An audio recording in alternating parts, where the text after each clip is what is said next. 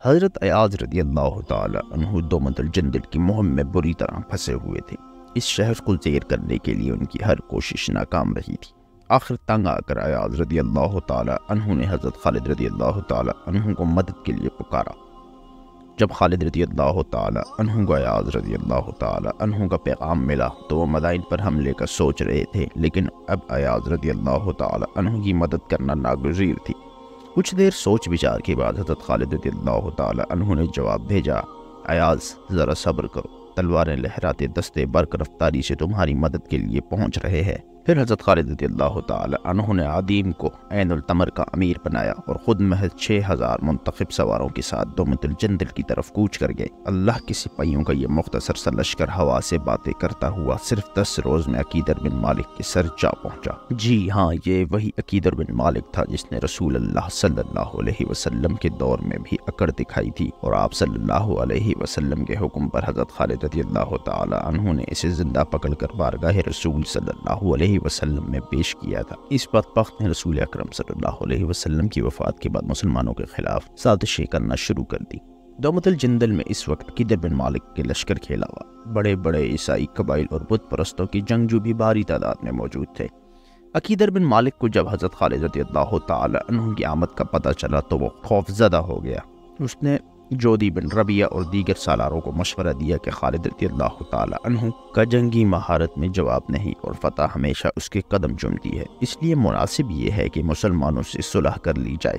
لیکن جودی اور اس کے دیگر سالاروں کا چونکہ کبھی خالد رضی اللہ تعالی عنہ سے پالا نہیں پڑا تھا، اس لیے وہ جنگ کرنے کے لیے اڑے رہے۔ ان کا کہنا تھا کہ حضرت خالد رضی اللہ تعالی عنہ کا مختصر لشکر طویل سفر کے بعد یہاں پہنچا ہے، لہٰذا بہت تھکا ہوا ہوگا، اس لیے اسے شکست دینا مشکل نہیں۔ یوں دومت الجندل کے باہر میدان جنگ سج گیا۔ جودی اور ودیعہ خالد رضی اللہ تعالی عنہ کے مقابلے پر آئے، جبکہ ابن حجر جان اور ابن الحیم ایاز بن غنم کے خلاف میدان میں اترا۔ حضرت خالد رضی اللہ تعالی عنہ کو اصل فکر مدائن کی تھی جہاں وہ کام ادھورا چھوڑ کر آئے، اس لیے وہ جلد از جلد دومت الجندل کا قضیہ نمٹانا چاہتے تھے۔ خالد رضی اللہ تعالی عنہ نے کچھ سواروں کو عرب جانے والے راستے پر متعین کیا اور اپنے بچ جانے والے مختصر سے لشکر کے دونوں بازوؤں کو پھیلا کر دشمن پر ٹوٹ پڑنے کا حکم دیا۔ ساتھ ہی حکم دیا کہ جودی اور ودیعہ کو زندہ گرفتار کیا جائے۔ حضرت خالد رضی اللہ تعالی عنہ اور آپ کے مجاہدین کے پاس وقت بہت کم تھا، اس لیے انہوں نے دشمن پر اتنی شدت اور جارحیت سے حملہ کیا کہ وہ دشمن جو خالد رضی اللہ تعالی عنہ کے لشکر کو تعداد میں کم، تھکا ہارا اور آسان ہدف جان کر اپنی فتح کو یقین سمجھے بیٹھا تھا، اس قہر انگیز حملے کی تاب نہ لا کر تنکوں کی طرح بکھرنے لگا۔ مقابلہ تو دور کی بات، الٹا انہیں جان کے لالے پڑ گئے۔ حضرت خالد رضی اللہ تعالی عنہ کی حکم کی تعمیل میں جودی اور ودیعہ کو زندہ پکڑ لیا گیا۔ جب عیسائی دستوں نے اپنے سرداروں کا حشر دیکھا تو انہیں عافیت اسی میں نظر آئی کہ بھاگ کر قلعے میں پناہ لے لیں۔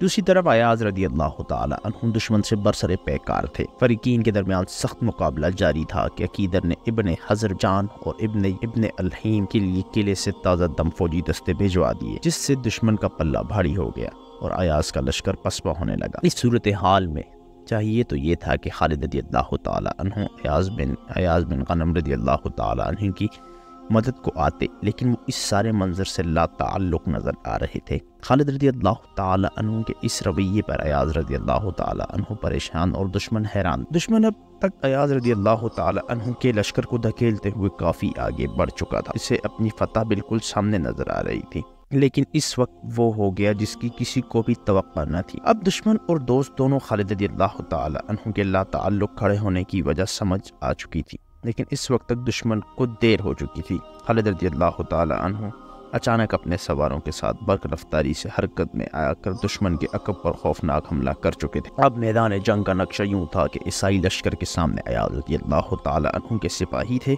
اور عقب اور بازوؤں سے خالد رضی اللہ تعالی عنہ کے لشکر نے اسے گھیر رکھا تھا۔ جب ایاز رضی اللہ تعالی عنہ اور ان کے سپاہیوں کو خالد رضی اللہ تعالی عنہ کی چال سمجھ میں آئی تو وہ اش کر اٹھے، ان کے ٹوٹے حوصلے بلند ہوئے اور انہوں نے پلٹ کر دشمن پر ایسا زوردار حملہ کیا کہ دشمن گھبرا کر پیچھے بھاگا، لیکن پیچھے کہاں بھاگا، عقب میں تو خالد رضی اللہ تعالی عنہ اور ان کے مجاہدین کا قیامت خیز حملہ جاری تھا۔ ابن حضر جان اور ابن الہیم کو بچاؤ کی صورت میں شہرائے عرب کی طرف فرار ہی نظر آئی، لیکن انہیں کیا پتا تھا کہ وہاں خالد رضی اللہ تعالی عنہ کے سپاہی کب سے ان کے منتظر ہیں۔ دشمن چاروں طرف سے بری طرح گھر چکا تھا، ہر طرف موت ہی موت تھی۔ ابن حضر جان اور دیگر دشمن سرداروں اور سپاہیوں کی واحد امید قلعہ تھا۔ وہ قلعے کے دروازے تک پہنچنے کی جان توڑ کوشش کرنے لگے۔ دیکھتے ہی دیکھتے قلعے کے دروازے کے سامنے لاشوں کے ڈھیر لگ گئے۔ عیسائی لشکر کا بیشتر حصہ فناہ کے گھاٹ اتر چکا تھا۔